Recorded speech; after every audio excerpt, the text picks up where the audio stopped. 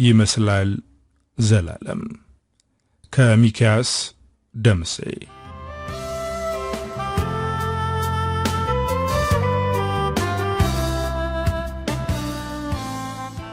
ሐምሌ 5 ቀን ነው።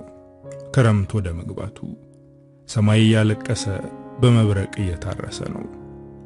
አየሩ ስሜትን የሚረብሽ አንዳች ያልተሟላን ፍላጎት የሚቀሰቅስ ቆፈን አለው። ጎዳናዎች በሙሉ በርጥበት ተሞልተዋል። ነፋሱ ከሰሜን ወደ ደቡብ ይነፍሳል። ኃይለኛ ነፋስ ነው።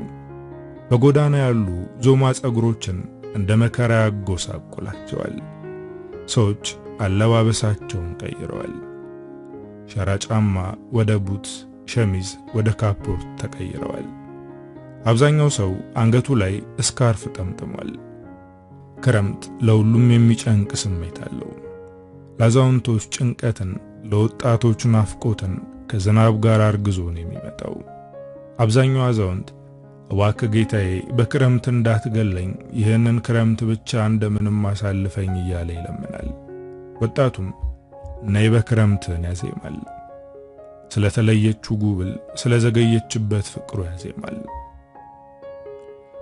ጌች መሃል ሜዳ ውስጥ ወዳለው አንድ ለናቱ ካፌ፣ ተወዳጅ ካፌ ተቀምጦ ሊያን እየጠበቀ ነው። የካፌው ስም አንድ ለናቱ ነው። የካፌ አገልግሎቱንም አንድ ለናቱ ያሰኘዋል። ካፌው በወርቃማ ቀለም ያጌጠ ነው። ከግድግዳው ላይ ባህላዊ ነገሮች ተገጥግጠውበታል። በብዙ ቀለማት የተንቆጠቆጡ የስፌት ዕቃዎች፣ አይኖቻቸው ጎላ ጎላ ያሉ ባህላዊ ስዕሎች፣ የሀገረኛ ዘፋኝ ምስሎች፣ የነ ካሳ ተሰማ፣ የነ ተሾመ ምትኩ፣ የነ ጥላውን ገሰሰ፣ የነ መሐሙድ አህመድ። ጌች አይኑን ቶሎ ቶሎ ወደ እጅ ሰዓቱ ያሳርፋል። ከጧቱ 2 ሰዓት ከ20 ደቂቃ ይላል ሰዓቱ። 20 ደቂቃ ሙሉ አርፍዳለች። ይሄ የማይታመን ነው። ሊያ በፍጹም አንድም ደቂቃ አታረፍድም። ሰዓት አክባሪ ናት።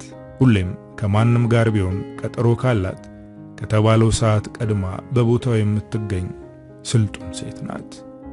ምን ገጥሟት ይሆን? ጌች ተጨነቀ። ስልኩን አውጥቶ በፈራ ተባ ደወለላት። አይሰራም። ምቾት አልተሰማውም። ማታ ያረፈችበት ሆቴል አስገብቷት ነበር የመጣው። ማታም እዚሁ ካፌ አብረው ነበር ያመሹት። ጥሩን ለማሰብ ሞከረ። ባለንቅሳቷን ጥርሰ ፍንጭት አስተናጋጅ ምልክት አሳያት። አቤት ጌታዬ፣ ምን ልታዘዝ? ከጥይት የፈጠነች የአገር ቤት ልጅ ናት። አንድ ለናቱ ካፌ ውስጥ ብዙ ዓመት ሰርታለች። አንድ ቦታ በሌላ ሰው ሳይተኩ መቆየት ሙሉነት ይመስለዋል ለጌች። ይቺ ሰው በተዋቀረ ድዷ ስር አንዳች ጥበብ አንግባለች ሲል አሰበ። አንድ የማሽን ቡናና አንድ ዶናት። ሁሌም ከሊያ ጋር ካፌ ሲገናኙ ዶናትና ቡናን የሚያዘው። የሁለቱ ጣዕም አይጋጭብን? ቡናው መራራ፣ ዶናቱ ደግሞ በጣም ጣፋጭ ስትለው በዚህ ጎምዛዛ ህይወት ውስጥ አንቺን መሳይ ቆንጆ ማፍቀር ማለት እኮ ነው ጥምረቱ ይላታል። ጌች በሁሉ ነገር መፈላሰፍ ደስ ይለዋል። ጌች ከካፌው ውጪ ሲያማተር አንዲት የኮራዳለ ያላት ጸጉሯ አፍሮ የሆነ ሴት ወደ አንድ ለናቱ አቅጣጫ ስትመጣየ ሊያ ናት አለ። ወደሱ የቀረበች ስትመጣ በግልጽ ታየችው። ራሷ ናት። የሐምሌው ሰሜናዊ ንፋስ በአፍሮ ጸጉሯ ውስጥ እየተወረገረገ ጭንቅላቷን የዳንስ መድረክ አስመስሎታል። ብርዱ ጋር ተደማምሮ ቡናማ ፊቷ ወርዝቷል። ሊያ ወደ ካፌው ስትገባ የወንድ አይን ሁሉ ጩቤ ምኞቱን እያዝረበረበ ወደሷ ማተረ። ከፍታ ባለው ጫማ ላይ ናት።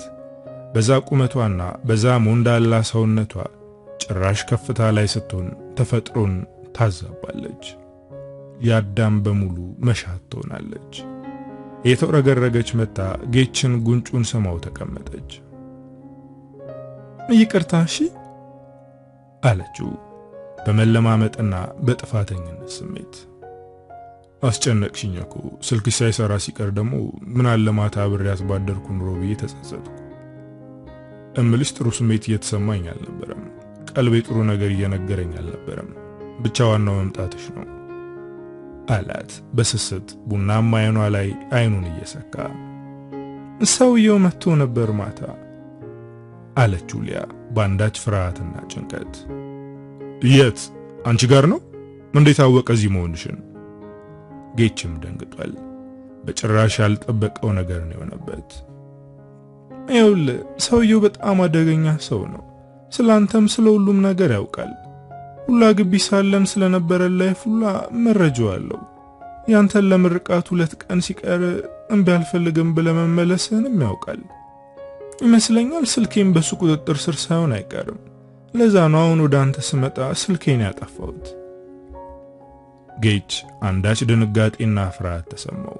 የሆነ ነገር መፍጠር እንዳለበት አመነ። የተወስዶ ሊደብቃት ከምኑ ሊሸሽጋት ይችላል? በእውነቱ ይህ ለሱ የሚቻል ነገር ነውን? በከተማው ቀርቶ በአገሪቱ ስማቸው የናኘ ባለ ሀብት ጋር በምን ጡንቻው ነው የሚለካከው? እውነት ሀብትና ጉልበት ላለው ትጓጓለች? ለባለ ጊዜ ትገብራለች?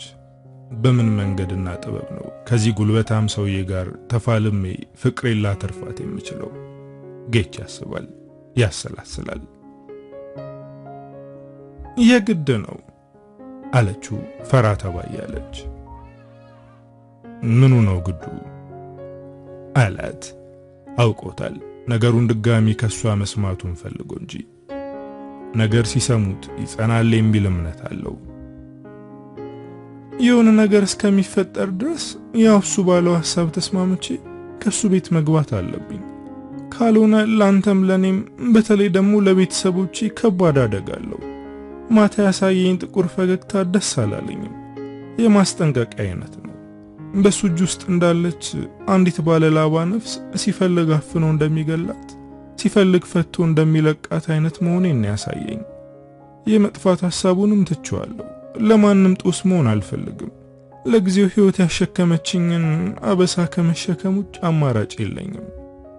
አይሆንም ሊ፣ ምንም በማታውቂው ጉዳይ ምክንያት የማትፈልጊውን ህይወት መኖር አይገባሽም። አንቺ እኮ ምንም የለሽበትም። ሌላ ከዚህ የተሻለ ሐሳብ ማሰብ አለብን። ደሞም የሆነ መንገድ አይጠፋም። ጌች በድንፋታና በልህ ተናገረ። ስለማይሆን ነው እንጂ እኔ ካንተ መለየቱን ላፍታ ወድጄው ነው። ምንነቱን እንኳን ከማላቀው ሰው ጋር መኖር ምርጫ ይመስልሃል እንዴ? ብታምንም ባታምንም የመጥፋት ሐሳቡን እርግፍ አድርጌ የተውኩት እርግጠኝነት በተሞላበት ንግግር አንድ ቃል ከተናገረኝ በኋላ ነው። ካልሆነ ገድለዋለሁ ነው ያለኝ። ታውቃለህ እንኳን ሙተ እንቅልፍ የሚያሳሳኝ ልጅ ነህ። የቱንም ያክል ህይወትን ባፈቅራትም አንተን ከመውድ ይበልጥ ግን በፍጹም አልወዳትም። ምንም ሁኚ አንተን መጠበቅሻለሁ። አንተ ለኔ እንደምታስበው እኔም ላንተ አስባለሁ። ገባህ? ይህን ስትል ሊያ ከዓይኗ የእንባ ጅረት ይንዠቀዠቅ ጀመር። አምቀው የነበረው ስሜቷ በሾህ እንደተበጣ ፊኛ ጧ ብሎ ፈነዳ። ጌች ለማባበልም አብሮ ለማልቀስም ፈልጓል። አብሮ እንዳያለቅስ የያዘው ወንድ መሆኑ ብቻ ነው። የአባዊ ማህበረሰብ አባል ነው። ወንድ ብቻውን የሚያለቅሰው ተብሎ ነው ያደገው። ተነስቶ አቅፎ ወደ ደረቱ አስጠጋት። ሲያቅፋት ጭራሽ ባሰባት። የሙቅምቧ ጎርፍ ነጭ ሸሚዙን አራሰው። አቅመቢስነት ተሰማት። ከዚህ ሁሉ መከራ የሚያተርፋት ብቸኛ ክንድ፣ ብቸኛ ደረት ይህ እንደሆነ ታምናለች። ቃል ገባልሻለሁ ጊዜ ርዘም እንጂ ድጋሚ አብረን መሆናችን አይቀርም። አንቺም ለኔ እኔም ላንቺ ብቻ ነው የተፈጠርነው። እመኝ፣ መደረግ የሚገባውን አድርገን ድጋሚ አብረን እንሆናለን። ከዛ ሰይጣን ሰው እጅ ፈልቅቅ ያወጣሻለሁ። ይሄ ቃሌ ነው ሊ። ሁሌም ማፈቅርሻለሁ። ለኔ ባለም ላይ ያለሽ ሔዋን አንቺ ብቻ ነሽ። ብቸኛ ሔዋኔን ለማትረፍ ደግሞ የቱንም ድንጋይ ፈነቅላለሁ። እዚህ ላይ እሱም አልቻለም። እንባው ተገድቦ እንደተለቀቀ የቦይ ውሃ ይንፎለፎል ጀመር። ካፌ ውስጥ ያሉ ሰዎች አንዳች እንግዳ ነገር እንደተፈጠረ ገብቷቸዋል። ሁለት የሚያሳሱ በሃያዎቹ አጋማሽ ላይ ያሉ ጥንዶች ምን የተለየ ነገር ገጥሟቸው ይሆን እያሉ አንሾካሾኩ። ገሚሱ የራሱን መላምት አስቀመጠ። ገሚሱ እንዲሁ ወጣት ሲያነባ በማየታቸው ብቻ አዘኑ። በተለይ የወንድ ልጅ እንባ ይበልጥ አስተከዛቸው። አምናለሁ፣ አንተም የኔ ብቻ አዳም ነህ። የኔ አዳኝ አንተ ነህ አለችው ሲቃ እየተናነቃት። ሁለቱንም ጉንጩን አገላብጣ ሳመችው። እሱም ግንባሯን ሳማት። ጌች ራስን ጠብቅሽ አለችው አይኗን አጥብባ እናት ለልጇ በምትሳሰው አይነት ስስት። ከዚህ በላይ ሁለቱም መቀጠል አልቻሉም። ወደ የፊናቸው ከድላቸው ጋር ለመግጠም ተመሙ። ከድሉ ጋር ታግሎ ያሸነፈ ባይኖርም ቢኖርም የሰው ልጅ ግን ሁሌም ቢሆን እድሉን ከመግጠም ቦዝኖ አያውቅም። ሕይወት እንደ ማሽን ማኑዋል የላትም። የምንኖረው በመሞከርና በመሞከር ውስጥ ነው። ሙከራው ጥቅሙ ዘርፈ ብዙ ነው። አንድም በስሜት ለማደግ፣ አንድም አዲስ ነገር በራሱ አስደሳችና ለሙከራ የሚያነሳሳ ነውና ይቺ ቅጽበት ለሁለቱም ዘላለምን ትመስላለች። ቢችሉ ይቺ ጽዋ ከኔ ትለፍ ማለትን ሽተው ነበር። ግን አንዳንድ ነገራት በይለፍልኝ ብቻ አያልፉንም። የግድ ሲያልፍ በእኛ በኩል ለመሆን ግድ ይላል። አስተላለፉም ዝም ብሎ የሚሄድ የመምጣት ጉዳይ አይደለም። የራሱን ዳና እያሳረፈ የራሱን አሻራ ጥሎ በራሱ መንገድ አሰይሞ ሐውልት አሰርቶ ነው። በእርግጥ ይህም ቢሆን በነሲብ የሚታይ ጉዳይ አይደለም። ታሪካችን ነው። ታሪክ ድል ብቻ አይደለም፣ ሽንፈታችንም ታሪካችን ነው። ታሪክ የደስታው ዋንጫ ብቻ አይደለም፣ መራራ የሽንፈት ጽዋም የኛው ነው። ድልም ሽንፈትም እኩል ይሰሩናል። በእርግጥ ለሰው ልጅ ከድል በላይ ሽንፈት ይስለዋል፣ ከደስታ በላይ ሐዘን ይሞርደዋል። መንገድ አይኑ ይፍሰስ አይባልም ደርሶ የወሰደውን ሰው ያመጣል መልሶ። ወደ ሰሜንና ወደ ደቡብ፣ ወደ ተቃራኒ ዋልታ፣ ወደ ሁለት የማይገናኙ ጽንፎች ጌችና ሊያ።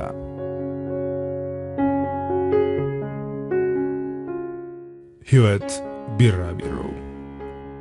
ሕይወትን ስንፈክራት መኖርን ስንበረብራት ባንድም በሌላም መንገድ ለኃይል ትገብራለች። ለጉልበተኛ ቀሚሷን ትገልባለች፣ ክንድ ላለው ትጎናበስ ትጎዘጎዛለች። ታዲያ ይህ ጉልበት መምጫው ልዩ ልዩ ነው። ውበትም አንዱ ጉልበት ነው። በጦር ከገበሩት እኩል ለውበት የገበሩት አይተናነሱም። አረር ከጣላቸው ይልቅ ፈገግታ ያናቀፋቸው ይልቃሉ። ምንም እንኳን ውበት እንደ ተመልካቹ ነው ቢባልም አብዛኞቻችን ተመሳሳይ የሚባል የውበት ጣዕም ያለን። የሞራልና ፍርድ ሚዛናችንም የቆመው ውበት አንጓ ላይ ነው። ቀይ ሰው ወንጀል የሚሰራ አይመስለንም። ቀያይ ልጆችን የማነው ቆንጆ ብለን ሙጭሙጨን ስንስም፣ ጥቁሩን ደግሞ የማነ መሾጥ ባሪያ ወላድ አይሸሽ እያልን በመኖር ግላዊ ነጻነታቸው ላይ የጊዮርነት ሽብልቅ እንሸበልቃለን። ቢራቢሮ በአስደናቂ ቀለማት ህብረት ያሸበረቀች ነች። የአንድ ቀለም ምጣኔ ሌላውን አያደበዝዝም። ልክ አንድ ሰው ቢራቢሮን አይቶ ቀለሟይ ነው ማለት አይቻለውም። ቀለማቶቹ የተዋሃዱበት ውህደት አይበተኔ ነው። በውበቷ ማራኪ ነች። የመላው ተፈጥሮን ማማር በዛሏ ሰክታ እየተመናሸች የምትጓዝ ሴት ወይዘሮ ናት። ከዚህ የማማር የብሩህነት የህብረ ቀለማት ሽብርቅነት ከዚህ የመብረር የመክነፍ ጊዜ ሁሉ በፊት ታይቶ የማይወደድ የማይመከር ማንነት ነበራት። አባ ጨጓሬነት። አባ ጨጓሬነት ከቢራቢሮነት በፊት የነበረ ስለ አሁኑ ውበትና ጥንካሬ የተገበረ መስዋዕት ነው። መሰዊያው ደግሞ ተፈጥሮ ይባላል። በይብር በይቢራቢሮ ክረምት ላንቺ ብቻ አለፈ፣ ሌላው በጎርፍ ጎረፈ፣ ሞተ በተኛበት ረጋ፣ ጸደይ ላንቺ ብቻ ነጋ። ሽር ብለሽ መንቆጥቆጥ ነው ከዚያም ሰምሮ፣ አወኩብሽ ነቃውብሽ አንቺ ሕይወት ቢራቢሮ። ቀናው መሰል አንቺ ወላዋይ ነይ ብር በይ እንወያይ፣ አንቺ የጽዋት አዋይ ከጸደይ ጋር ጸደይ መሳይ፣ ከአበባም አበባ መሳይ። ምን አለበት ለአንዲት ሰሞን ቢራቢሮ አንቺም ብሆን። እንደ አባ ጨንጓሬ ክንፍ ለማብቀል ነበር የምታገለው፣ ቢራቢሮ ሁኜ በነጻነት ያለ ረፍት መብረር እንድችል። ውብ ህብረ ቀለማት እንዲኖረኝ የህይወትን አበባ የመኖርን በጎ ጉንጭ እንድስም ፍቅርንና ደስታን ማሰስ እንድችል ከአበቦቹ እኩል ማማር እንዲፈስልኝ የአበቦቹን ያክል ህይወት ማዕዛዋ እንዲጠራኝ ከክርፋቷ እንድትጠብቀኝ ባለማማር ያጣሁትን ፍርድ በውበት ለማስገበር ነበር መሻቴ። እያወዳደሩ ዚቅ የጣሉት ስሜትን በሆነ መንገድ አሸንፌ የድል ኒሻን አንገቴ ላይ ማንጠልጠል። በቃ ስለ በረሮ ሞት ግድ የማይለው ማህበረሰብ አያስፈራ? ስለ አባ ጨጓሬው መረገጥስ ግድ ማጣት ምን ይሉት ድንዝዝና ነው? የዛሬው አባ ጨጓሬ የነገው ቢራቢሮ አይደለምን? ስለምንስ አሁን ቅርፊቷን ሰባብራ መብረር መክነፍ የቻለችን ቢራቢሮ ስናይ በእግራችን ደቁሰን ስላጠፋነው አባ ጨጓሬ አናስታውስም? ስንቱን ውበት ስንቱን ህይወት ከከፍታው ሳይደርስ አጥተናል። ከጌች የጎረምሳ ክንድ ስር ሆና ይህን ትለዋለች። በልክነሽ አይነት ጥብቅ አድርጎ ያቅፋታል። እንዲህ ናት እሷ። ፍቅር ከሰሩ በኋላ አብዝታ ታሰላስላለች። ለኔ ወሲብ ተራ የሀፍረተ ስጋ ሰበቃ አይደለም፣ የማሰቢያ መንገዴ ነው። ህይወትን የመፈክራት በደስታ በኩል ነው። ደስታን ደግሞ ያገኘሁት እዚህ ጥልቅ ውስጥ ነው ትላለች። ጌችም ይላታል፣ አይገርምም? ደስታን ሩቅ ስናስስ ደስታ ቅርብ ነው። ህይወት ወጥ አይደለችም። አሁን እዚህ ውስጥ ያለ ጠረን በምን ቀመር ይፈለሰፋል ብላ ብብቱ ስር ገብታ ጠረኑን ትመጋለች። ወደሷ ሲመጣ ምንም አይነት ሽቶ እንዳይጠቀም ነግረዋለች። ሽቶ በተቀባ ቁጥር ከሌላ ሰው ጋር አምታታለው። የራስን ጠረን አይኖርም። ህይወት ደግሞ ማማሯ የራስን ነገር ከመያዟ በኩል ነው። የሁል ጊዜ ሐሳቧ ነው። እሱም በሷ ሐሳብ ይስማማል። ምንም አይነት ሽታ ያለው ነገር አይጠቀምም። ከአንድ ሺህ ሰዎች መሃል የኔን ጌችን አስትቼ ለየዋለሁ ስትለው አንዳንድ አበቦች እንደዛ ናቸው፣ ጠረናቸው ከማንም ይለያል ይላታል። አይ አይደለም፣ ስለ ምርጥ አፍንጫዎቼስ ብላ የራሷን ብቃት ስታደንቅ መቼም ጎራዳ አፍንጫ ታዲያ በተለየ መልኩ ጠረንን ካልያዘ ለውበት አይሆን ብሎ በጎራዳነቷ ይተርባታል። በተረቡ አትበሽቅም፣ ይልቅ ትስቃለች። በፍቅር ደጅ ካሳለፍ ነው እንኳን ተረባ ጥፊም ለመልካም ነው።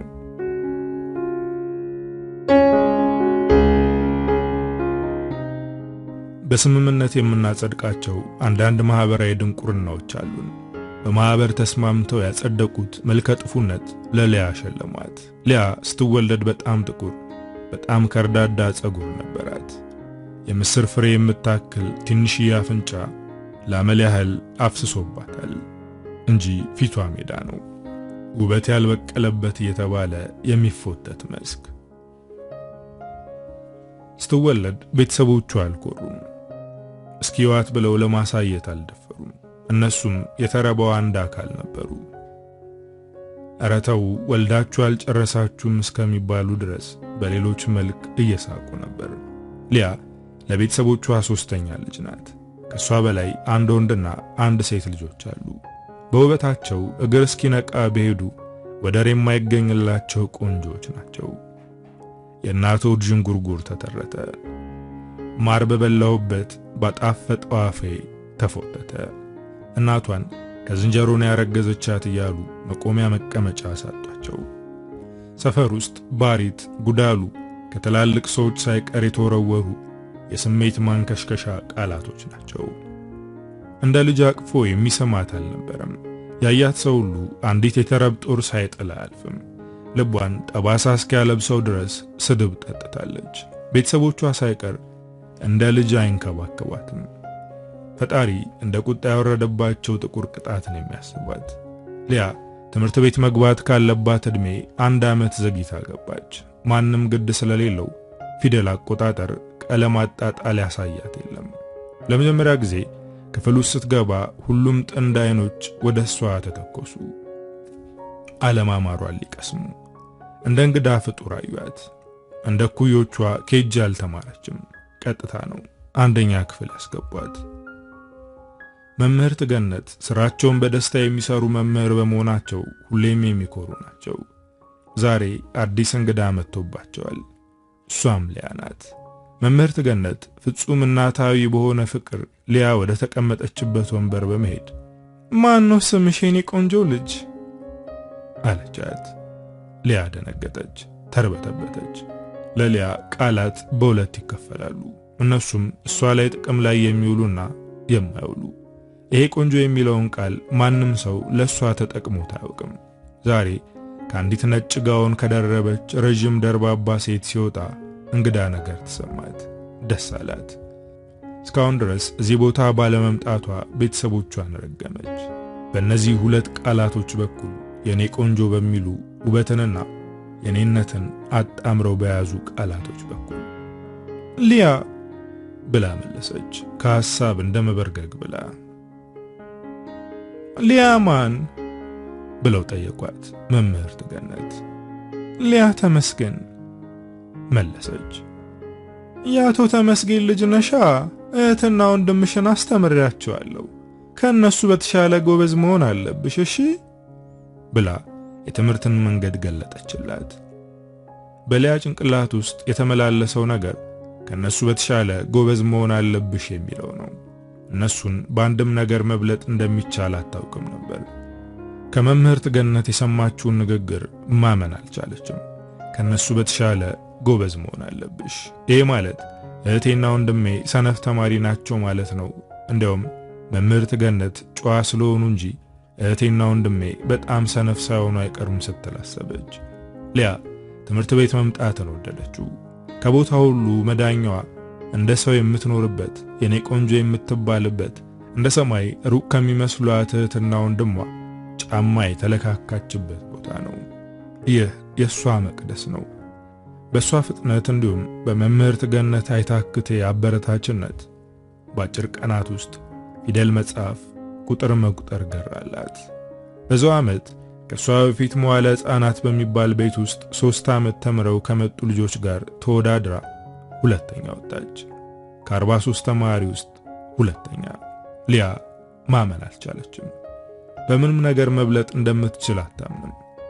እንዳታምን አድርገው በቀልድ በጨዋታ በኩል ነው የከሰከሷት።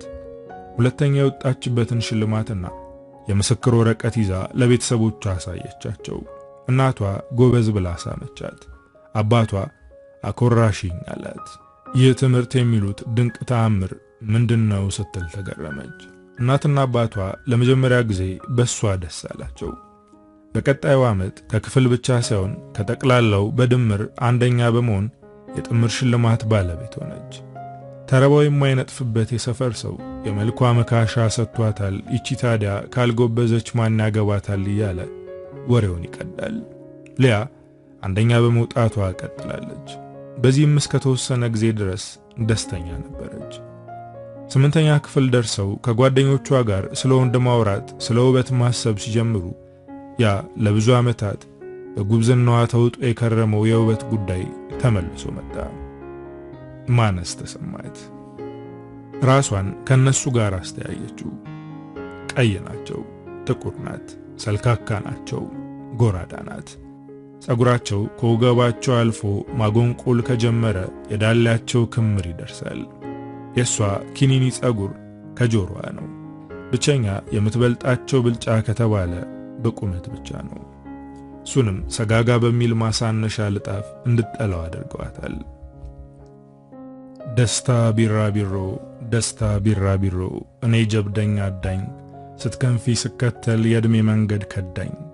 ሳሎኔ ዱር ሆኖ በግንድ በቅርንጫፍ በሳር ተሸፍኖ ከኮርኒሴ በታች ወፍራም ጭጋግ ሰፍኖ እኔም ዕድሜ ልኬን የማያድግ ሕፃን እድገቱ ቁመቱ ባስማት የተገታ ነጋ ጠባ ዝላይ ሁልጊዜ ጨዋታ በሄደበት ለማጅ ነፋስን በወንፊት ውሃን በጨርቅ አጥማጅ ዓመት ዓመት ጮርቃ ለሹመት የማይታጭ ለዋስ የማይበቃ ሆኜ ቀረው በቃ። ይህን የበእውቀቱ ስዩም ግጥም ስታነብ ስለ ራሷ ታስባለች።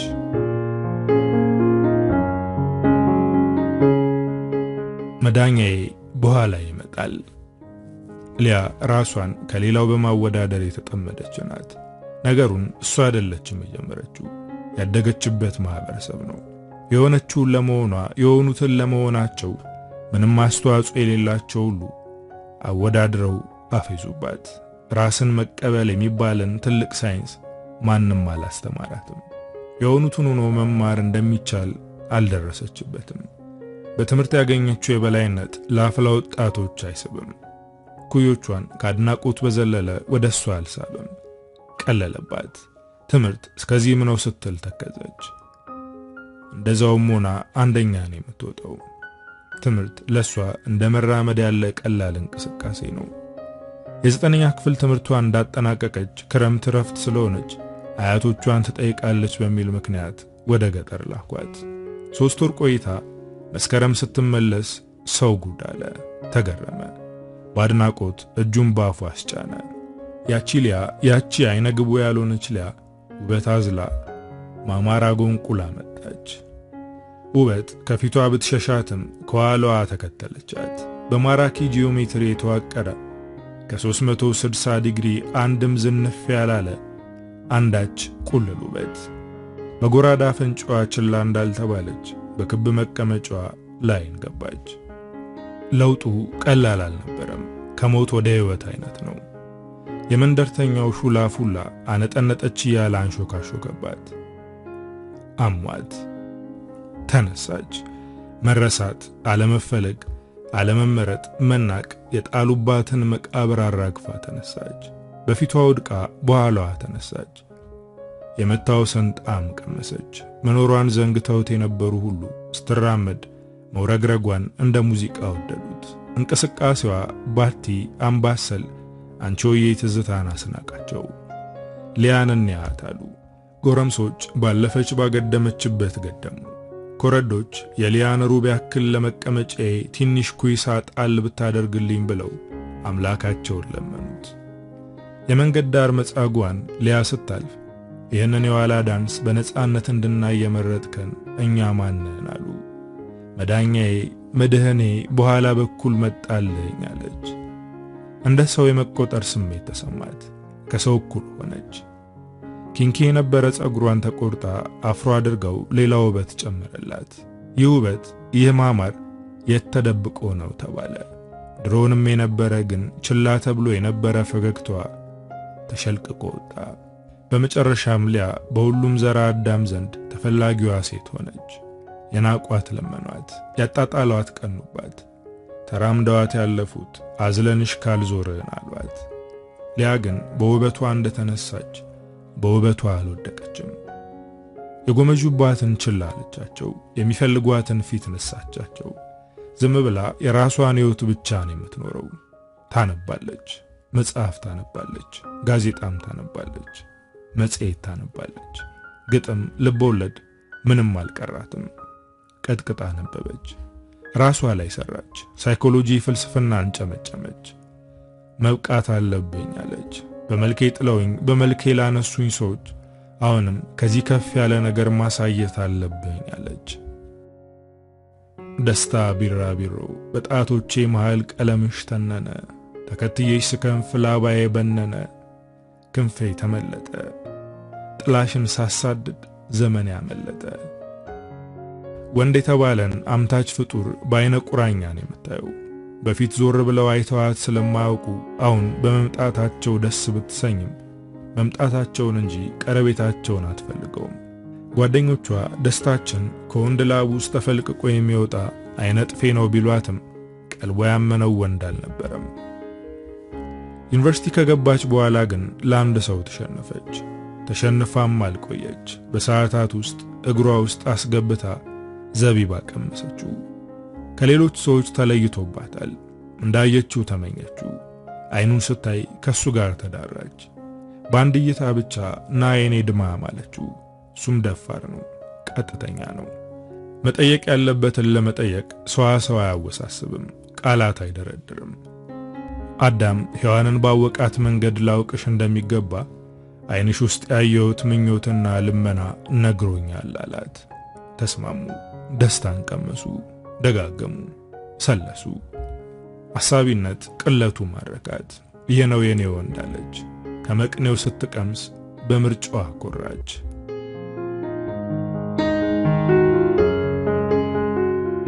አቶ ተመስገን አቶ ተመስገን የሶስት ልጆች አባት ናቸው። የአንድ ወንድና የሁለት ሴቶች። ወንዱ ክብር ሲባል ሴቶቹ ሊያና ሐና ይባላሉ። የእናቶ ጅንጉርጉር እንደሚባለው ሶስቱ የተለያየ ቤተሰብ ልጆች ነው የሚመስሉት። ሐናና ክብር ተመሳሳይ ሲሆኑ ሊያ ግን ከሁለቱም ትለያለች። በመልክ ብቻ ሳይሆን በጸባዩም ከሁለቱም ልዩ ናት። በትምህርቷም ከነሱ በእጅጉ የላቀች ትንታግ ናት። ኑሯቸው ቅንጡ ባይባልም በመካከለኛ ደረጃ የሚገኝ ነው። ጥሩ ቤት አላቸው። ልጆቻቸውን ደህና ትምህርት ቤት ያስተምራሉ። የወር ገቢያቸውን በቂ የሚባል ነው። አቶ ተመስገን ያን ያክል የተማሩ ሰው ባይሆኑ ስለ ትምህርት ጥቅም ግን ያውቃሉ። ሁለቱ ልጆቻቸውን ጎበዝ ለማድረግ የግል አስጠኝ እስከ መቅጠር ቢደርሱም ክብርና ሐና በቀላሉ ትምህርት የሚዘልቃቸው አሉ። በአንጻሩ ሊያ እንደ እህትና ወንድሞቿ ልዩ ድጋፍ ባይደረግላትም ትምህርት ገር ሆነላት። ሊያ ልጅ ሳለች እንደ እህትና ወንድሞቿ ቆንጆ ልጅ ስላልነበረች ችላ ተብላ ነበር። ያስታወሷት በትምህርቷ ጎበዝ ስትሆንባቸው ነው። አቶ ተመስገን የእህል ወፍጮ ባለቤት ናቸው። ባለቤታቸው ወይዘሮ አልማዝ የቤት እመቤት ናቸው። አቶ ተመስገን በባህሪያቸው ቁጡና ተናጋሪ ሲሆኑ፣ በአንጻሩ ወይዘሮ አልማዝ ደግሞ አንደበተ ቁጥብ እንዲሁም የተረጋጉ ናቸው። ወይዘሮ አልማዝ ከቤት ለማህበራዊ ጉዳይ ካልሆነ በስተቀር ለምንም አይወጡም።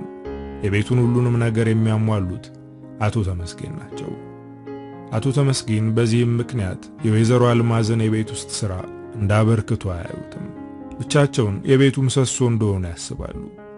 ወጡ በገቡ ቁጥር እኔ እየለፋው አንቺ ተቀምጠሽ ይዋልሽ ያሉ ይነዛነዛሉ። በዚህም አላበቁም።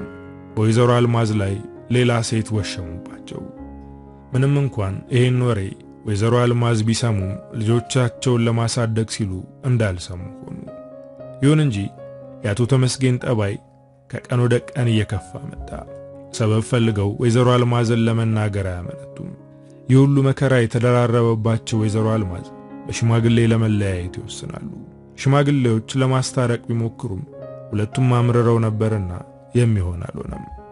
ያላቸውን ንብረት እኩል ተካፍለው ሁለቱም ለየብቻቸው መኖር ጀመሩ።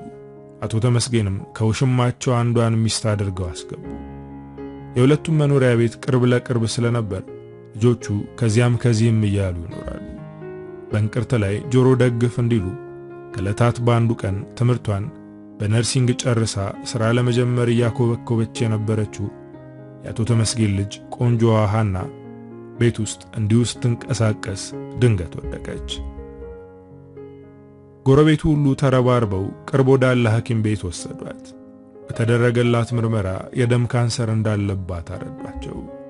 ክትትሉን በሀገር ውስጥ ለማድረግ የማይቻል እንደሆነ ዶክተሮቹ ተናገሩ። በቤተሰቡ መበተን ምክንያት ሳስቶ የነበረው የአቶ ተመስገን ቤተሰብ ሀብት ሌላ ሳማ ወደቀበት። በየቀኑ ለክትትልና ለምርመራ እየተባለ የሚወጣው ወጪ ጆሮ ጭው የሚያደርግ ነው። በነተመስገን ቤተሰብ የገንዘብ አቅም የሚቀመስ አልሆነም። አቶ ተመስገን ብቻቸውን የሚገፉት አልሆነም። ወንዱ ልጃቸው ክብርም እንኳን ሊረዳቸው ቀርቶ ለራሱ በሱስ ተዘፍቆ ሌላ ወጪ ነው የሆነባቸው። አቶ ተመስገን አንድ ለናቱ የገቢ ምንጫቸውን የእህል ወፍጯቸውን በሐራጅ አቶ ኃይሉ ለሚባሉ ስመ ገናና ባለሀብት ለመሸጥ ተገደዱ። ይሁን እንጂ ለሐና በየቀኑ የሚወጣው የሕክምና ወጪ የሚቀመስ አልሆነም። አቶ ተመስገን በዚህ ምክንያት ኃይለኛ ትካዜ ውስጥ ገቡ። የገቢ ምንጫቸው ሁሉ ደረቀ። ወጫቸው ብቻ አግጥጦ መጣ። ሐዘን ባላሰቡበት መልኩ መጥቶ አቆራመታቸው። አዲስ ሚስታቸውን አሰናብተው ከቀድሞ ባለቤታቸው ከወይዘሮ አልማዝ ጋር ልጆቻችንን አብረንና ትርፍ ሌላው ትርፍ ነው ተባብለው ድጋሚ አንድ ላይ መኖር ጀመሩ። ያለፈ ጸብና ችግራቸውን ረስተው ስለ ልጃቸው መዳን ብቻ ሆነ ሐሳባቸው። ቀኑን ገንዘብና እርዳታ ፍለጋ ይባዝናሉ። ሌሊቱን መላ ሲመቱ ሲማከሩ እንቅልፍ ባይናቸው ሳይዞር ይነጋል። ይህ የሰርክ ሕይወታቸው ሆኗል። በሌላ ጎን ደግሞ ሊያን ማስተማር አዳጋች እየሆነ መጣ። ሊያ በዚህ ጊዜ የሶስተኛ ዓመት የዩኒቨርሲቲ ተማሪ ናት። ትምህርቷን ለማጠናቀቅ 1 ዓመት ነው የሚቀራት። ሊያ አሁን እንደ ድሮ በመልኳ የሚቀለድባት ልጅ ሳትሆን በራሷ ስታይል ተፈላጊነትን የገበየች እንቁ ኮረዳ ናት። ሊያን ካላጨው እያለ ከአቶ ተመስገን ቤት የማይመጣ ሰው የለም። ከሀብታም እስከ ድሃ፣ ከተማሪ እስከ አስተማሪ፣ ከነጋዴ እስከ ዶክተር፣ ከባለስልጣን እስከ ተሿሚ ሁሉም ሊያን ተመኘ። አቶ ተመስገን ቀኑን በሙሉ የማሳከሚያ ገንዘብ ሲፈልጉ ነው ያሉት። በፀሐይ ንዳድ የዛለ ሰውነታቸውን ትንሽ እፎይታ ለመስጠት ብለው ቅርብ ወዳለ ግሮሰሪ ውስጥ ጥግ ላይ ካለች መቀመጫ ቁጭ ብለው ሐሳብና ትካዜያቸውን በሐረር ቢራቸው እያወራረዱ ይቆዝማሉ። ከሐረር ውጭ አይጠጡም። ይህን ጓደኞቻቸውም ያውቃሉ።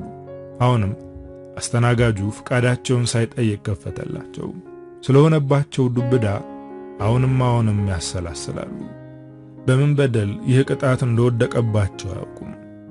ፈጣሪያቸውን ደጋግመው ምሕረትና እርቅ ይጠይቁታል። ድሮ ያበሉ ያጠጧቸው፣ የዳሩ የኳላቸው፣ አስተምረው ያስመረቋቸው ሁሉ ፊት ነሷቸው። አንዳች ባዕድነት ተሰማቸው። የይዙት ጫፍ ይጨብጡት ጭራ አጡ።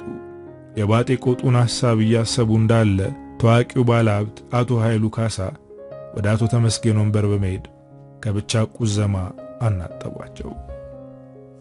ሰላም አቶ ተመስገን፣ ምን ነው ብቻህን? ጠየቁ።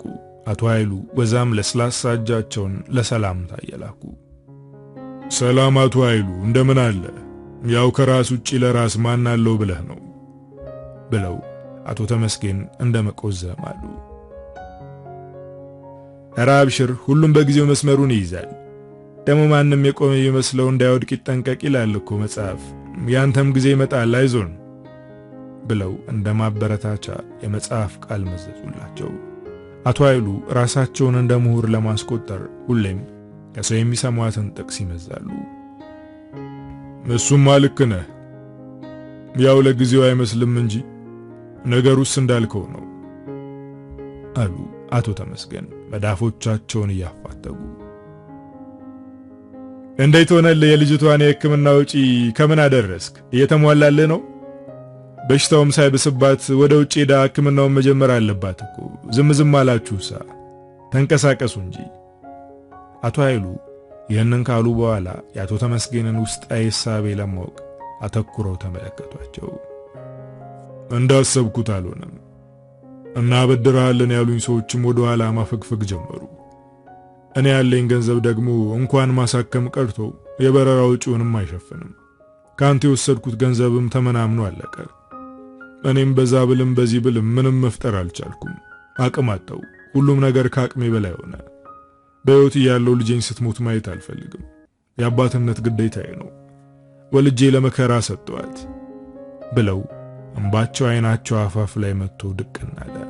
ሽበት ማሸበት የጀመረ ጢማቸውና ለማልቀስ የፈለገ አይናቸው ተደማምሮ የአምሌን ሰማይ መሰሉ።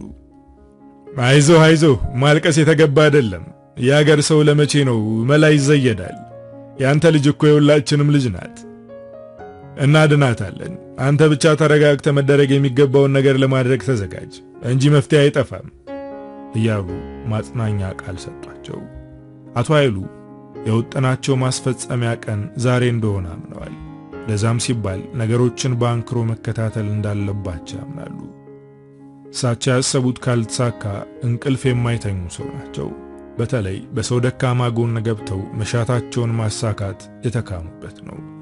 የሀብት ነፃነታቸውም ያንን ለማድረግ እድል ይሰጣቸዋል።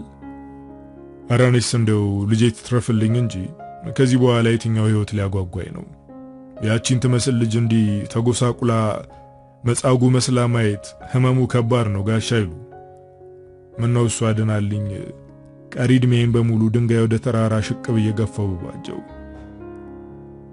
አሉ በቁጭት እግራቸውን መሬት ላይ እየደበደቡ። አቶ ኃይሉ ለሁለቱም ተጨማሪ ቢራ አዘዙና ወደ ጉዳያቸው ተመለሱ። አቶ ተመስገንን ወደ ማናዘዝ ያውላ አቶ ተመስገን ምን መሰለ፣ ያው እንደምታውቀው እኔ ሀብት ሞልቶ ተርፎኛል።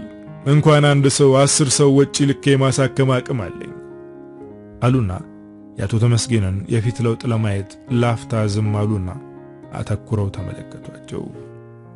ይህን ጊዜ አቶ ተመስገን በልምምጥ አይነት አንገታቸውን ዘለስ አድርገው እሱማ ሐቅ ነው ጌታዬ አሉ። አቶ ተመስገን ምንም እንኳን ሰው አክባሪ ቢሆኑም ማንንም ጌታዬ ብለው ሲጠሩ አይታዩም። አሁን ግን በጊዜ ክንድ ስር ናቸው። ከጌታዬም በላይ ካለ ለመጥራት አያመነቱም። የውድ ልጃቸው ጭንቅ ላይ ናቸው። ራስ የሚባለውን ነገር ዘንግተዋል። ክብር ከልጅ አይበልጥም። አቶ ኃይሉ የአቶ ተመስገንን ጉጉት ከፊታቸው ላይ አንብበዋል። ለብዙ ሰው አራጣ የማበደር ልምዱ ስላላቸው ማን ምን ቦታ ላይ እንደተረታና በየትኛው ቃል በኩል እንደወደቀ መረዳት ይችላሉ። አሁን አቶ ኃይሉ መፍጠን እንዳለባቸው አሰቡ።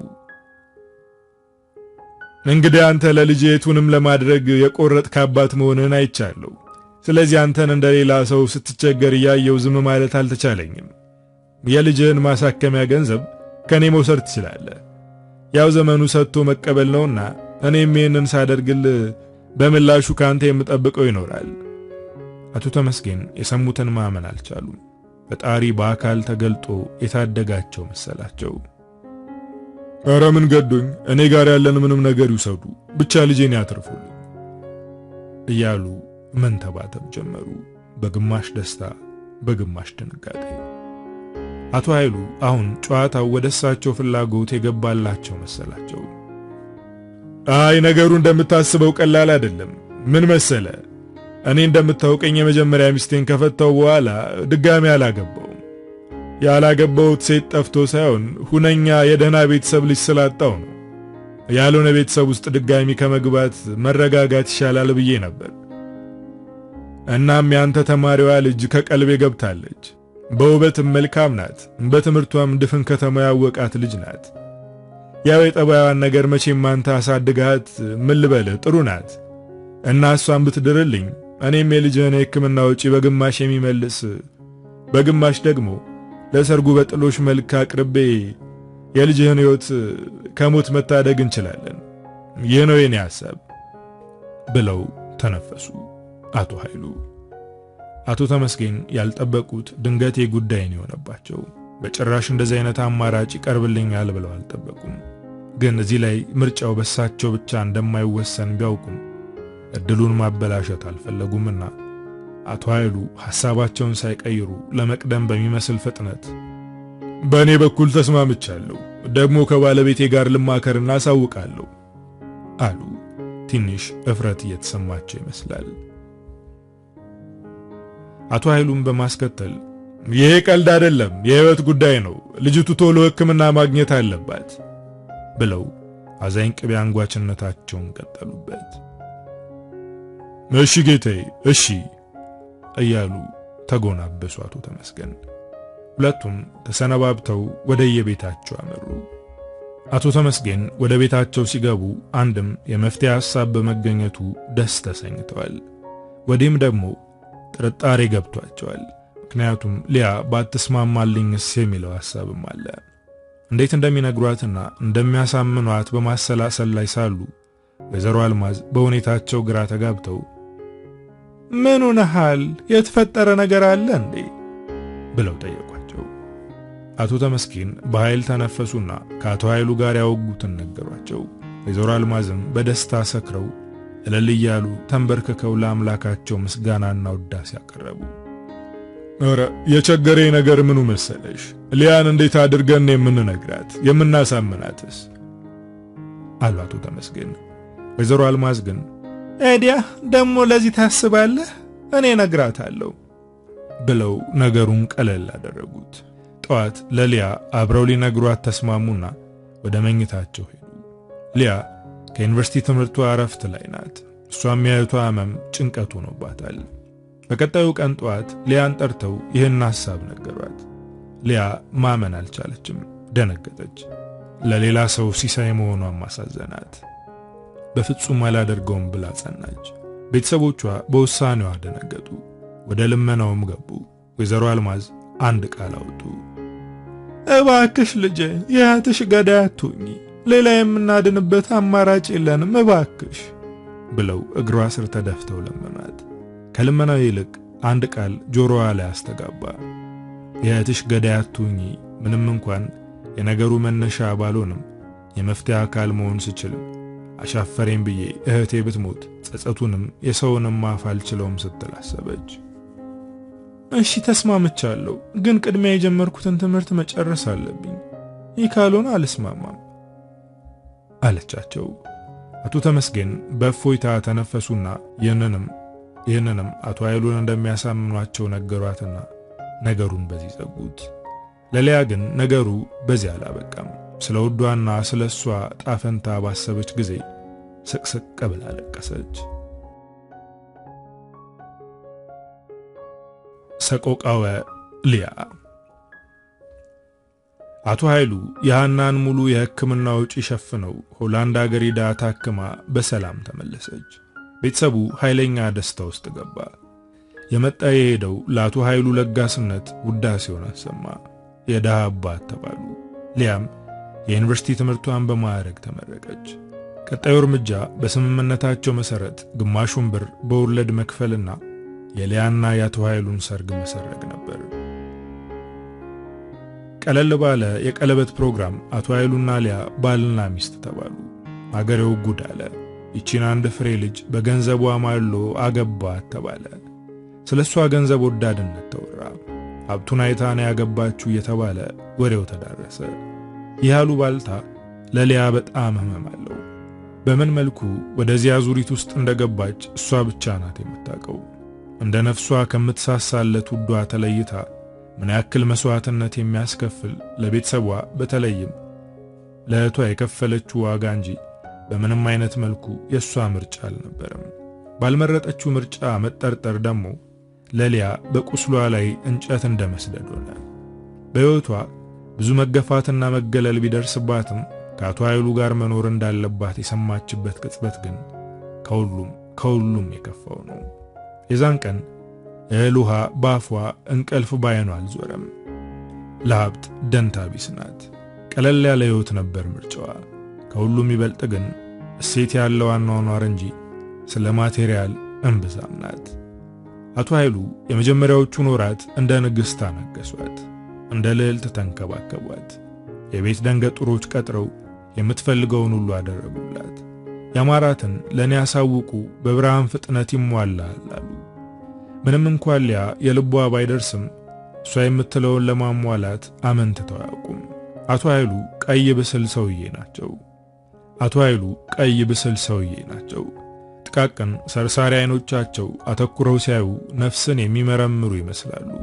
ሊያ ብዙ ጊዜ በአትኩሮት ሲመለከቷት የውስጧን ሐሳብ ያወቁባት የመሰላት ክው ትላለች። ቤተሰቦቿ ከስንት አንድ እየመጡ ይጠይቋታል። አንቺ ዕድለኛ ነሽ፣ በድንገት ሳይታሰብ ያማረ ሕይወት ነው የደረሰሽ ብለው በፍርጇ ላይ ይቀኑበታል። ግን እጣዋን አምርራ እንደምትጠለው እሷና አምላኳ ብቻ ናቸው የሚያውቁት። አቶ ኃይሉ በትምህርታቸው ብዙም ያልገፉ ዕድል በድንገት ከሀብት ጋር ያያያዘቻቸው ባለሀብት ናቸው። ከእሳቸው ጋር ለረጅም ሰዓት ተቀምጦ ማውራት አይቻልም። ቀልዳቸውም ለዛቸውም የተሟጠጠ ከሰው የተኮረጀና የተጠና ነው። ሳቃቸውም የምር ከነፍስ የሚመነጭ ልባዊ ሳቅ ሳይሆን የለበጣ ማህበራዊ ሳቅ ነው። ሊያ በወቅቱ የ25 ዓመት ኮረዳ ናት። በአቶ ኃይሉ ሁሉም ሰው ይቀናባቸዋል።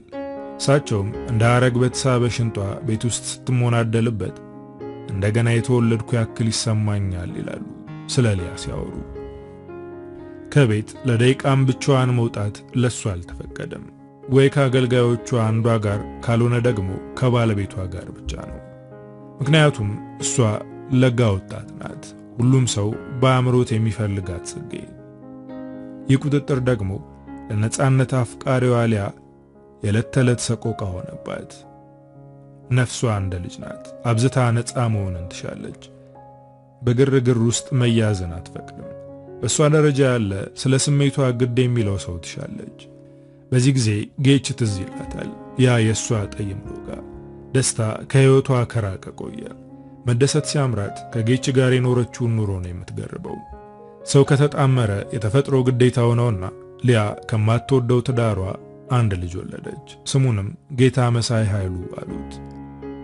የአቶ ኃይሉ ጠባይ መቀየር የጀመረው እዚህች ጥፋት ላይ ነው። ሊያ ልጄን ማለት ስትጀምር እሳቸው ወደ ውጭ ማማተር ጀመሩ። ማምሸት ይባስ ብሎም ማደር በየዕለቱ ተግባራቸው ሆነ። በጥንቃቄ የታፍኖ የነበረ ስድነታቸው ተገለጠ። ሊያን መስደብ፣ ማመናጨቅ ጀመሩ። ከማመናጨቅ አልፎም እንደ ባሪያቸው ያዩዋት ጀመር። ቤተሰቦቿን ከችግርና መከራ መታደጋቸውን ሁሌም ያስታውሷታል። ይባስ ብሎ የሊያ ቤተሰቦች ለሃና ማሳከሚያ በወለድ ለመክፈል ተስማምተው የወሰዱትን ገንዘብ በቅጡ መመለስ አልቻሉም። ይህ ሌላ የጭቅጭቅ አጀንዳ ሆነ። በቤተሰቡም ላይ አንዳች ነገር ፈጠረ። ያንቺ ዘመዶች አንገት የላቸው፣ የበሉበትን ወጪት ለመስበር አፍታም አይፈጅባቸው፣ ቢገባቸው ኑሮ እኔ እናንተ ታናሽ እግዜር ነኝ ይላሉ አቶ ኃይሉ። የኔ ሊያ ትናደዳለች፣ ግን መልስ አትሰጥም። መልስ መስጠት የሚገባን መልስ መስጠት ለሚገባው ሰው ነው ትላለች። አቶ ኃይሉ ለሥራ እያሉ ወደ ሌላ ከተማ እየሄዱ ከሌሎች ሴቶች ጋር እንደሚማግጡ መረጃው ቢደርሳትም ጎሽ ለልጇ ስትል ተወጋች ነውና ነገሩ ልጇን ለማሳደግ ስትል ነገሩን እንዳልሰማውና ታልፈዋለች። የትም ከርመው ሲመጡ እንደ ከዚህ ቀደሙ ሰላምታ አያቀርቡላትም። እንደውም ሰበብ ፈልገው ይጣሏታል እንጂ። እኔ የትም ፈግቼ በማመጣው ገንዘብ ተቀምጠሽ ትሞላቀቅ ያለሽ እያሉ የእሳቸውን ልጅ መያዝ ማሳደጓን እንደ ተግባር ሳይቆጥሩ ያናንቋታል። አንድ ቀን ማለዳ እንደተለመደው ልጇን አጣጥባ ለቁርስ እየተዘጋጀች ሳለ ጠሯትና አቤት ብላ ስትሄድ ቤተሰቦቿ ገንዘቡን በቶሎ የማያስገቡ ከሆነ አደጋ እንዳለው እንድትነግራቸው ነገሯት። ሊያ በጣም ተናደደችና ለኔ ብር ቆጥረስ ካላስረከብከኝ ድረስ እኔን ስለነሱ ብር ልጠይቀኝ አትችልም አለቻቸው። በዚህ ሰዓት ሊያ አስበውም አልመውም የማታውቀውን ነገር ተፈጠረ። የባለቤቷ ወፍራም ቀኝ እጅ ወደ ኋላ ተንጠራርቶ ከፊቷ ላይ አረፈ። በጥፊ መቷት። በዚያ አላበቃም። አንቺ የደሃ ልጅ እከክሽን አራግፌ ሰው ባደረኩሽ መልስ ትመልሽልኛለሽ ሲሉ አንባረቁ። ሊያ ሕይወቷ ከዕለት ወደ ዕለት በሰቆቃ የተሞላ እስር ቤት ሆነባት። ሁኔታውን ለቤተሰቦቿ ስትነግራቸው ጭራሽ እነሱ እንደውም እሷ ወለዱን እንዲተውላቸው እንድታናግርላቸው ይማጸኗታል። እሷን ስቃይ ማንም አለ ያለው የለም። ከልጅነቷ ጀምሮ ማንም ለሷ ግድ ስለሌለው አዘነች። ቀስ በቀስ ሊያ መጎሳቆል፣ መክሳት፣ መጠውለግ ጀመረች። ጥፊና ዱላውም ቀጥሏል። በየቀኑ እየሰከሩ መኪናቸውን ሌላ ሰው እያሽከረከረላቸው ነው የሚመጡት። ከሊያ ጋር አይንና አናጫው ነው። አንቺ ምን ሰርተሽ ልትበይ ነው ብለው የቤት ሰራተኞቹንም ካባረሩ ቆዩ። ሰክረው በመጡ ቁጥር አንቺ ደሃ የደሃ መንዳካ ልጅ እከክሽን ባራገፍኩ ደግሞ ትንባረቅ ያለሽ አይደል በእኔ እግሬን ጠቢ ብለው ዘግናኝ ሳቅ ይስቃሉ። አጥባ ከጨረሰች በኋላ በእግራቸው ገፍተው ይጥሏታል። ሊያ ፊቷ በለዘ፣ ሰውነቷ ተራቆተ። ከሳች፣ መነመነች። ማንም የሚረዳት ሰው የለም። አንድ ቀን ይሄ ልጅሽ ምኑም እኔን አይመስልም፣ ከየት እንዳመጣሽው አላውቅም፣ ከዛ ጎረምሳሽ ነው መሰለ ያረገሽው አላት። ምንም አላለችም። ለሳቸው መልስ ብትመልስ ቀጣዩ እርምጃ ዱላ እንደሆነ ታውቃለች። ወደ ሕግ አትሄድ ነገር ሕግ ለሀብታሞች አይሰራም፣ ሀብታሞች ሕጉን ይሰሩታል እንጂ። ለሽማግሌ አቤት አትል የአገሬ ሰው በሙሉ ለሳቸው ገባሪ ነው። ይሁን ብላ ሁሉን ችላ እየኖረች ሳለ አንድ ቀን ሌሊት በር ተከፈተ። አንዲት ልጅ እግር ጸጉሯን የተተኮሰች ከንፈሯን ቀይ ቀለም ያቀለመች ሰውነቷ ላይ ለአመል ያክል ካረፉ ቁርጥራጭ የልብስ ራፊዎች ውጪ ራቁቷን ያለች ሴት ከመኪና ወርዳ ከአቶ ኃይሉ ክንድ ተወሽቃ ወደ ቤት ስትመጣ አየች። ያየችውን ማመን አልቻለችም። ሰማይ ምድር ዞረባት። የሚታያት በሙሉ ሐምራዊ ቀለም ነው። እንደምንም ራሷን አረጋግታ ነገሮችን ማስተዋል ጀመረች። እንደሰከሩ በሚያሳብቅ አንደበት ግቢ ምን ታፈጫለሽ? ቤት ስትኖሪ ሚስት የሆንሽ መሰለሽ እንዴ?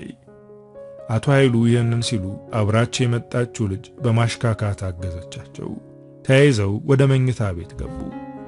ጠዋት በማለዳ ተነስታ ወደ ቤተሰቦቿ ቤት በመሄድ ያጋጠማትን ስትነግራቸው ከማዘን ይልቅ እንደውም ያለሳቸው ፍቃድ ከቤት በመውጣቷ ተቆጥተው ተመልሳ እንድትሄድ አደረጓት። እነሱ የሚያስቡት ስላለባቸው ወለድና ብድር እንጂ ስለ ሊያ ደህንነትና ኑሮ አይደለም። ድጋፍና አይዞሽ ባይፈልጋ የሄደችው ልጅ አንገቷን ደፍታ ተመለሰች። ሰው ፈለገች የሚሰማት፣ ጆሮ ፈለገች የሚያዳምጣት። ጌች ትዝ አላት። ስልኩን በቃሏ ታውቀዋለች። ደወለችለት። ሄሎ አላት ከወዲያኛው መስመር። ይሄን ድምጽ ታውቀዋለች። ይሄ ድምጽ ዘፍኖላታል። ይሄ ድምጽ ድማማይን አንጎራጉሮላታል። ይሄ ድምጽ ጠይም ገላን አዚሞላታል። ልቧ ደረቷን ፈንቅሎ ሊወጣ ደረሰ። የልቧ ምት ፈጠነ። እንባዋም ግጥም አለ። ስሜቷ ተቀላቀለ። ናፍቆት፣ ብቸኝነት፣ መገፋት፣ መገለል። እንጌች ደህና ነህ? ሊያ ነኝ። እንባዋ መለጣት። ተረድቷታል። እንድታለቅስ ፈቀደላት። ለቅሷ ጋብ ሲልላት ረሳኸኝ እኮ ተውከኝ እኮ አለችው አንዳች አቅመ ቢስነትን በሚያሳብቅ አንደበት። ረስቼሽ አይደለም ላንቺ ደህንነት ስል ነው የጠፋሁት አላት። ስላለችበት ሁኔታ ነገረችው። ሁሉንም ነገር እንደሚያውቅና በቅርቡ ነፃ እንደሚያወጣት ተስፋ ሰጣት። ዩኒቨርሲቲ ሳሉ የጋራ ጓደኛቸው የነበረው መሳይ ጠበቃ እንደሆነና ጉዳዩን ከሱ ጋሩ ነው እየተከታተሉት እንዳሉም ነገራት። የሱም ኑሮ በጥሩ ሁኔታ ላይ እንደሚገኝ አጫወታትና ተሰነባብተው ስልኩን ዘጉት። ትንሽ እፎይታ ተሰማት። ደግሞም የባለቤቷን አውሬነትና አረመኔነት ታውቃለችና ለጌች ሰጋችለት። መድህን ጌች የመጀመሪያ ዲግሪውን በማዕረግ ለመመረቅ አንድ ቀን ሲቀረው ነው ጓዙን ሸክፎ ወደ መሃል ሜዳ የተመለሰው። ለምን እንደዛ እንዳደረገ ሲጠይቁት ሲጀመር እስካሁንም የቆየሁት ለሊያ ፍቅር ስል ነው፣ ትምህርትን የተማርኩት እግረ መንገዴን ነው፣ የምኖረውም እግረ መንገዴን ነው፣ ዋናው ተግባሬ ሊያን ማፍቀር ነው የሚል ነው መልሱ። ትርጉም ያላት በማትመስል ዓለም ውስጥ ትርጉም የወጠነችልኝ እቺ ሴት ምንድናት ይላል። ጌች መሃል ሜዳ ከመጣ በኋላ ስራ ላይ አተኮረ። ሐሳባዊ ሰውነቱን ትቶ ወደ ተግባራዊነት አዘነበለ። ሰፋፊ የእርሻ መሬቶች ተከራየ። የተወሰነ ከቤተሰቦቹ ተቀበለ። በማህበሩ ነው አንድ የእርሻ ማረሻ ትራክተር ገዙ። የሚኖርባት ወረዳ መሃል ሜዳ ብዙም ስልጣኔ ያልጎበኛት ናት። ይህንም ጌች እንደ ዕድል ወስዶት የእሱንም የአካባቢውንም ሰው ሕይወት ለመቀየር ቆርጦ ተነሳ። በአንድ ዓመት ውስጥ ብዙ ለውጥ ፈጠረ። ብዙ ሠራ፣ በገፋ መረተ። ከራሱ አልፎ ለብዙ ሰው የሥራ ዕድል ፈጠረ። ስሙን አኘ። እሱ ግን በዚህ ብቻ እርካታ አልተሰማውም። አንድ ነገር አለ ሁሌም የሚያመው። ባሰበው ቁጥር አቅመቢስነት የሚሰማው የብቻው የውስጡ እሳት አለ። የሊያ ነገር። ከእርሻ ማሳው በተጨማሪ በግቢ ውስጥ ሰፊ አትክልት መስክ አለው። በአትክልት ቦታ ውስጥ አቮካዶ፣ ሙዝ፣ እንሰት፣ ጎመን፣ ሸንኮራ የመሳሰሉትን በገፍ አዝምሯል። ጠዋት ከእንቅልፉ ከወፎች እኩል ይነሳል። ወፎቹን እሱ ይቀሰቅሳቸዋል ቢባል ይቀላል። በጠዋት ተነስቼ ከአትክልት ቦታዬ ስከትም እግዚአብሔር ሆንኩ ይመስለኛል ይላል። እንደምን አደራችሁ ብሎ እንደ ሰው ያነጋግራቸዋል። ይሰማሉ። ፍጹም ፍጥረታት ናቸው። ሁሌም መልሱ ነው። በጠዋት ተነስቶ እነሱም ማረም መኮትኮት ዋና ስራው ነው። 4 ውሾችም አሉት። ስማቸው መንክር፣ አሊስ፣ ተንኮልና ባሪያው ይሰኛሉ። ባሪያው በጣም ጥቁር ግብዳ ነው። ምንም አይነት ምህረት የለውም። ጉልበቱ የ7 ፈረስ ነው። በመንደሩ ያለውን የጅብ ጎረምሳ እየነደፈ ሲያስጓራ ያድራል። ደንደሱ ላይ ያለውን ጫንቃ የበሬ ጎረምሳ ያስመስላል። ሁሌም ሃምሃም እያለ ሲያጋሳ ያድራል። ተንኮል እንደ ስሙ ተንኮል ነው። አዲስ ሰው ሲያይ አድብቶ ይናከሳል። ፊት ለፊት እጅ ካነሱበት ይሮጣል። ብዙ የሰፈር ሰው ነድፏል። ጭራሹኑ ሰው አይለምድም። ከጌች ውጪ ለማንም አይራራም። መንክር በአንጻሩ ጅል ነው። ማንም ቢወጣ ቢገባ ቀና ብሎ አያይም። ግቢ ውስጥ ያለው ለውበት ብቻ ነው። ጎፈሩ ያንበሳ ይመስላል። አንዳች ግርማ ሞገስ አለው። መወከሌ ነው ይለዋል። ሲገላመጥበት እንደ ልጅ ፍንድቅድቅ ብሎ ይስመዋል። አሊዝ የቤት ውስጥ ድንክ ውሻ ነው። ሳሎን ላይ ከሶፋ ሶፋ እየዘለለ መፈንደቅ ብቻ ነው። አጫዋቼ ነው የሚለው ጌች። ምናልባት ልጅ በወልድ አሊዝን አንድ ብዬ ነው ሁለተኛ ልጅ ስም የማወጣው ይላል። ከውሾቹ በተጨማሪ ዶሮዎችና ነጫጭ እርግቦች አሉት። ወላድ በግና ፍየሎችም አሉት። ፍየሎቹ አትክልት እንዳይቀነጥሱበት አጥሩን በሾሽም ጥጥ አጥሮታል። ምንም ነገር ከቤቱ ነው የሚጠቀመው። አንዳንድ የፋብሪካ ውጤቶች ብቻ ነው የሚጠቀመው። የገንዘብ ችግር የለበትም። ከጥሩ ሰዎች ጋር ይተዋወቃል።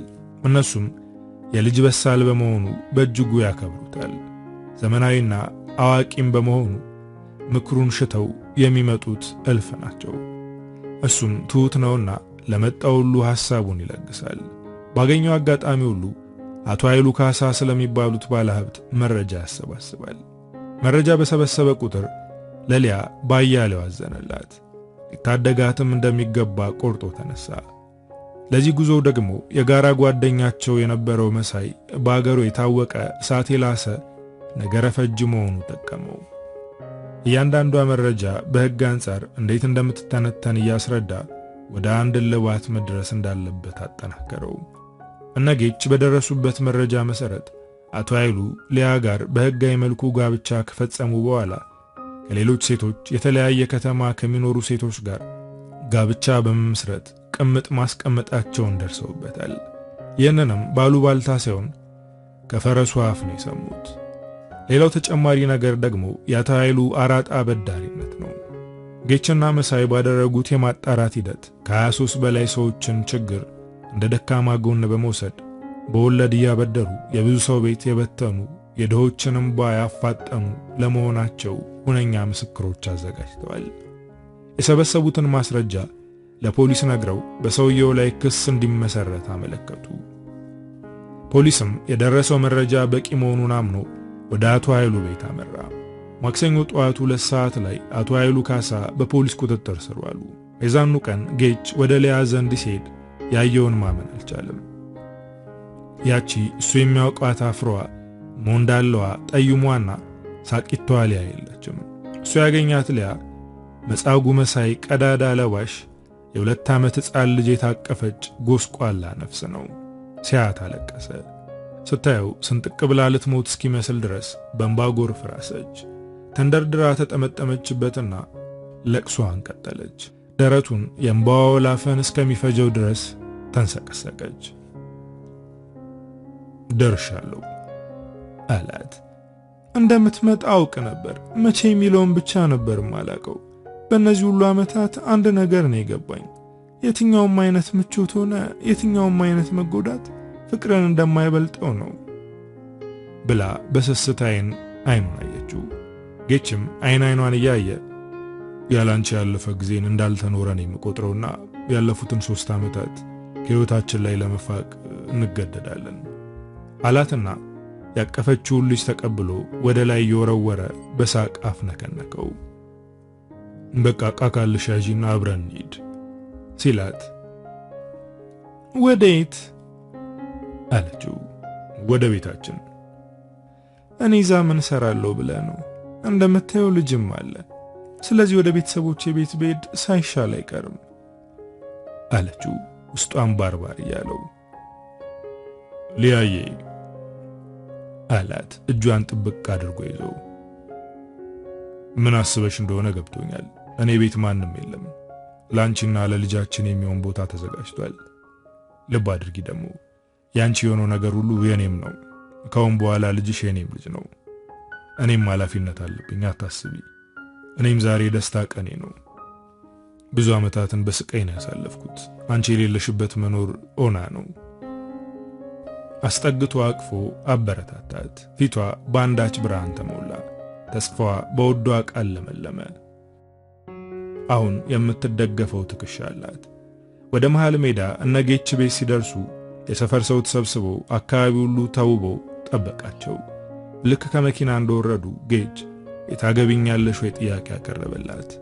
የሰፈሩ ሰው በጭብጨባና ፉጨት መንደሩን ናጡት። እስከ ትላንትሽ የኔ ሁኚ ብሎ ለመናት። ያንተ ሳሎን የቀረውባት ደቂቃ ኑር አታውቅም። ሁሌም ያንተ ነኝ የኔ ጌታ አለችው። እጅ ለእጅ ተያይዘው ወደ አትክልት ቦታው አመሩ። ሕፃኑ ልጅ ከስር እንደተለቀቀ አይነት እየቦረቀ ይዘል ጀመር። መቼን ሁሉ ሰራኸው ስትል ጠየቀችው። አንቺ ፍቅሬ እንደምትመጪ እያሰብኩ ነው። አንቺን ሳስብ ጉልበት ይኖረኛል አላት። አበቃው። ከሚኪያስ ደምሴ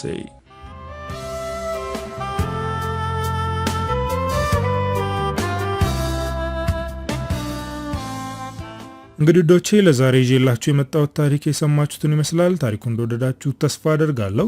ሐሳብ አስተያየታችሁን ጻፉልኝ። በቀጣይ በሌላ ስራ እስክንገናኝ ሀገራችንን ሰላም ያደርግልን። ቻው።